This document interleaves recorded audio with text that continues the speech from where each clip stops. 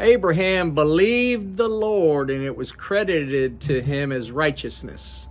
Hey, world. Hey, brothers and sisters. Brother Paul, founder of the Universal Peace Officers. We're going to continue our Genesis Revelations podcast and continue our journey through the armor of God out of Ephesians. We talked a couple days ago about the overview of the identifying the enemy, that we wrestle not against flesh and blood, but we wrestle against the rulers, the authorities, and the powers of this dark world and the spiritual forces of evil in the heavenly realms. And then we talked about the pieces of the armor and the fact that we've got to put them on and that they don't cover our back, and we've got to protect each other's backs and watch out for our brothers and sisters. And we talked about the belt of truth, and it's important to know the truth by knowing the truth and knowing God and knowing His Word. And today we're going to talk about the breastplate of righteousness. And that's why I started off with that line out of Genesis. It's the first time I found righteousness in the Bible. In Genesis, I believe it's 18, and God credits Abraham with righteousness because he believed God. So when we wear the breastplate of righteousness, what does it mean? You know, growing up, I used to think being righteous meant you had to do everything right. So I figured, oh, crap, I got no chance, you know. And even today, I got no chance of doing everything right. I think we all can agree that we all understand that. So is righteousness just doing everything right, or is it being in a right relationship with our Creator, with God as we understand Him? And that's what I think it is, being in a right relationship with God as we understand Him. And from that relationship, then we're out there trying to do things to please God, show Him that we love Him. And we all know that the way that we do that is by loving others. So take some time and think about that. You know, Noah was also one of the first people. Actually, Noah was before Abraham, now that I think about it. Noah in Genesis 6, God told him that he was righteous and that he would be the one that would build the ark. And God doesn't go into detail of why He said Noah was righteous. You know, there was a very crooked, wicked time that was going on. The giants had come. You know, the fallen angels had come. The Watchers, the Nephilim, were offspring of the sons of God that slept with the daughters of men. And then we had all kinds of chaos and fornication and depravity going on for hundreds of years. And God got frustrated and regretted, you know, some of the decisions that He made with man, is what He said. He got grieved by, you know, the wickedness, and chose to bring the flood to cleanse the earth of the wickedness. But in the process, He told Noah that you are righteous and I want you to build the ark.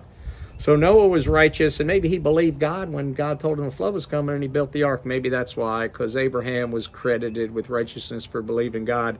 You know, even the demons believe in God, but they don't believe God. So that's the question, I guess, for me. Do I believe God? Do I trust Him?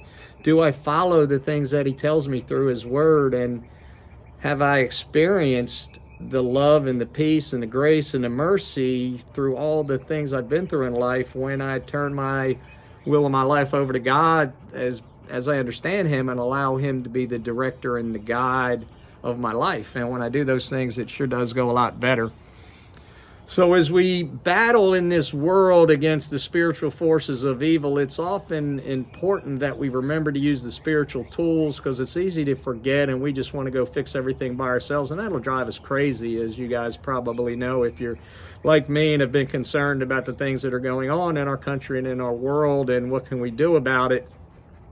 The biggest thing that I think we can do is pray. You know, and a couple of foundational elements of our ministry at the Universal Peace Officers is, we've already talked about 6:12 out of Ephesians, that we wrestle not against flesh and blood, but the rulers, the authorities, and the powers of this dark world and the spiritual forces of evil in the heavenly realms. One of the other verses is out of 2 Chronicles 7:14, and 2 Chronicles 7:14 says, if my people who were called by my name will humble themselves and turn from their wicked ways and hit their knees and pray to me, I will hear their prayers from heaven and I will heal their land. So God's calling us to pray, turn from our wicked ways, hit our knees, pray to Him to heal our land. And we sure do need that. So to me, that's the spiritual tool that we can use to help impact and facilitate change in our country and in the world, by praying for God to help us in these dark times, and by making sure that we take care of our mind, our body, and our spirit, so that we can be at peace with God, peace with ourselves, and peace with other people. The other key verse, I'll just give you this while we're here, of the ministry is out of Exodus, and that's when Moses told Bezalel and Olival to go gather all the people that God had given the gifts to and are willing to do the work. So ask yourselves in your heart, what gifts has God given you? What work has He inspired you to do to help further His kingdom, to help bring heaven here on earth before the world goes to hell? And then see what that is and ask God to empower you, encourage you, give you the boldness and the words to say and the opportunities to speak about His truth and His love, and how that has allowed you to have a sense of balance and a sense of peace in the chaos and the craziness that is going on in the world, guys. So get armored up.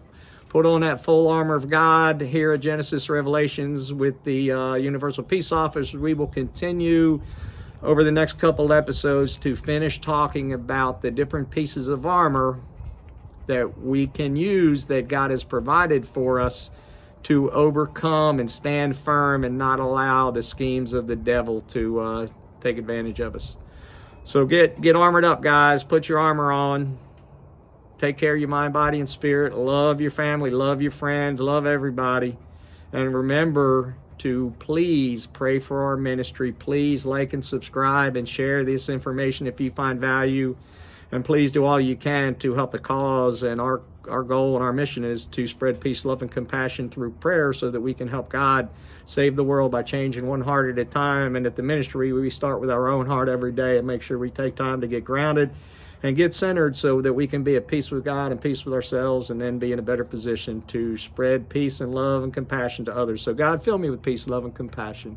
Fill my family and friends with peace, love, and compassion. Fill all the earth and all humanity with peace, love, and compassion. God bless America. God bless my dogs, and God bless the world. Peace officers, out.